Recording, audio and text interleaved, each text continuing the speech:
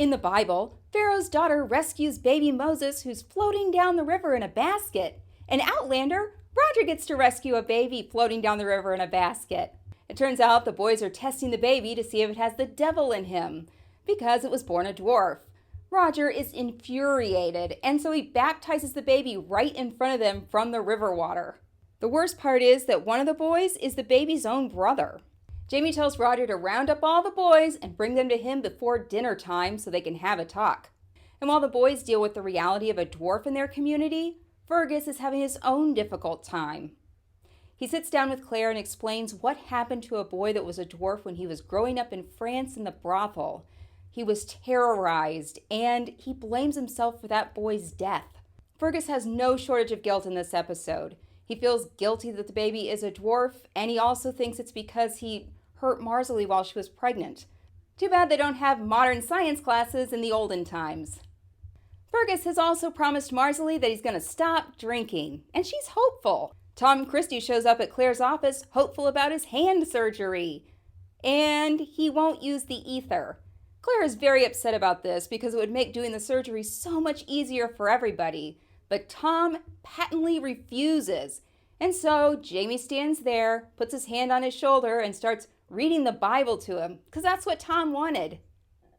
While his hand is being cut on, Jamie reads to him about the right hand of the Lord, and he screams in pain, just as one would expect. Ian finds Malva looking in the window, seeming to enjoy it, and we kind of can't blame her. Ian takes her for a walk, and it seems like the two might like each other. After Jamie has his forced Bible lesson with Tom Christie, it's time to have a lesson with the boys. Roger's brought him to the parlor, and Jamie's ready. The baby's laying there, and he's heated up a hot poker. He gives the boys a choice: touch the hot poker or touch the baby. And the kids can't decide. Eventually, they all walk by and touch the baby to see that it's just a baby. It's no big deal. Then he gives them cookies and they're on their way. After the object lesson, Marsley takes the baby home and finds Fergus drunk as ever and drinking some more. The kids are asking for food and he's just ignoring them. She kicks him out of the house. She is done with him. Tom Christie is spending the night at Jamie and Claire's house so he can recover. And when Claire comes down to check on him, he's got a real weird energy, talking about her hair and whatnot. But while he's there, he sees her copy of Tom Jones, and she suggests that he take it and read it. Claire also brings up to Jamie that the daughter's age doesn't match up with Tom's time as an indentured servant in the States. It's clear that Malva has a secret, and it seems that Jamie is in tune with that. He finds Malva out in the fields and asks her about Tom and the time in Scotland. Then the whole community gets together, just like the gathering in Scotland. The residents get together to pay their taxes and have a bit of a celebration. Fergus, of course, is celebrating too much and ends up in a fist fight with an old guy.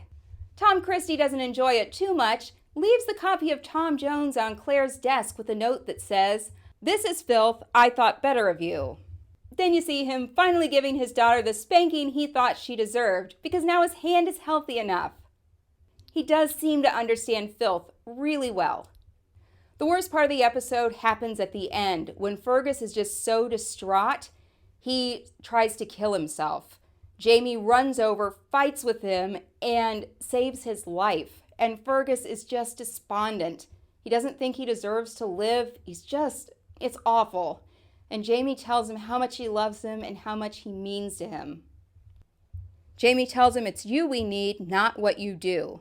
In the end, Jamie gets a delivery, a whole bunch of guns for the Cherokee, and the Boston Tea Party happens. So the war is on.